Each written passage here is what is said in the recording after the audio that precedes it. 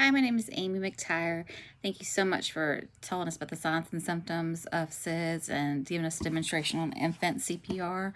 Now I'm going to tell you some ways to prevent SIDS from happening to your infant. Babies need to sleep on their backs. It's very important that they sleep on their backs when they're during the time that they're sleeping naps or during the night. If the baby is able to roll on their tummy, you can leave them on their tummy as long as they can roll back and forth. That is fine. Just when they get to that age where they're able to do that, you can leave them on their tummy, but only if they can roll onto their tummy. You need to have your infant sleep on a firm surface. So examples are a crib, a bassinet, or a portable crib.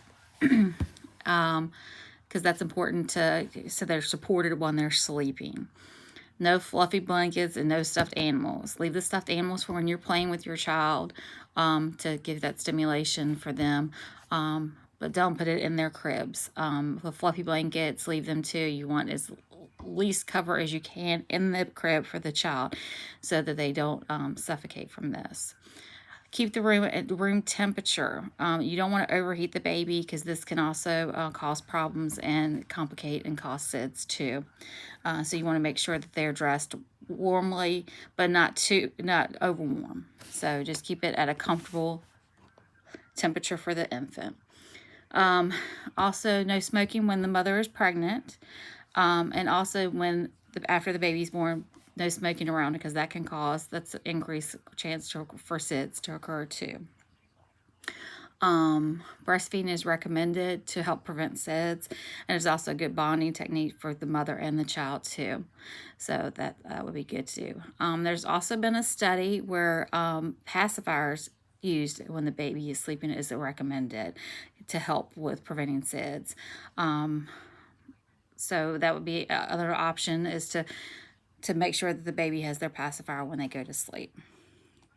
You can swaddle your baby until they are able to roll from their back to their tummy. So like I said to begin with, if they can roll to their tummy, then no swaddling, and then you can leave them on their tummy because that way they can roll back and forth. Cover the mattress with a fitted firm sheet because you don't want anything loose underneath the baby. You want the surface to be as firm as possible with the mattress and the sheets. And also don't put like blankets or pillows in between it to elevate the baby so don't put anything between the sheet and the mattress. It's also very important to have tummy time with your baby when the baby is awake. This helps with the bonding with the mother, the father, and everybody in the family. So that's very important that for this occur so that you can have that interaction with the baby. So big things are to keep the baby on their back and in a room that's warm but not overly warm for the baby, and make sure that the parents are educated with all this while they're pregnant, and reinforce it at every child development appointment when they become infants, because you're going to see them a lot in those first couple months. So try to reinforce all this too. It's very important because SIDS is something that these are ways to help it, but sometimes it just happens to the baby. But these definitely will help limit it from happening to the baby and make it to where the baby is protected and sleeps well, and maybe can get in a good sleeping pattern too. I also have a video that a hospital put together that I think is pretty good because they use a scene. So let me get that ready for you. And I'm going to turn it around here.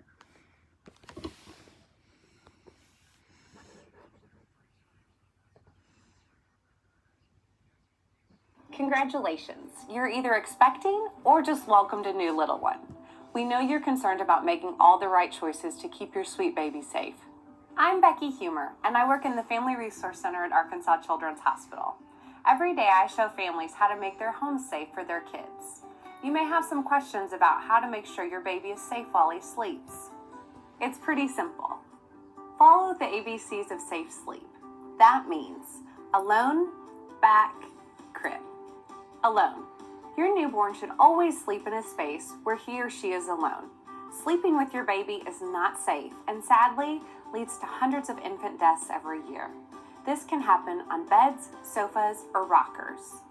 We know you want to be close to your baby and we want you to nurse.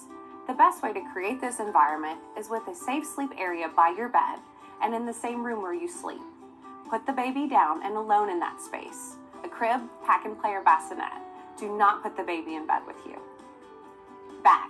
Today we're lucky to have saved thousands of newborns by teaching their parents to put babies to sleep on their backs. This is the safest way possible for a baby to sleep before the first birthday. Crib. There is only one safe sleep area for a baby. A crib with a tight sheet on it. Do not use crib bumpers and do not use blankets in the crib. While it's sweet, don't put a favorite stuffed animal in there either. All of these hazards can block your baby's breathing. When we say a crib, that can be a pack and play, a formal piece in your nursery, or a bassinet with a firm sleep surface. We know that you love your baby and will make the best choices to protect her the rest of her life. Start from day one with the ABCs of safe sleep.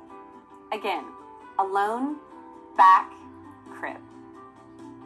If you would like more information about safe sleep, contact the health department or call the Injury Prevention Center at Arkansas Children's Hospital at 501-364-3400. Now go have fun doing all those nesting chores and planning for your baby's healthier tomorrow. So as the video says, alone,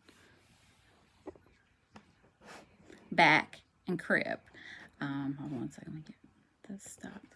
So those are very important to make sure that you reinforce with the parent and make sure that they can get that information back to you.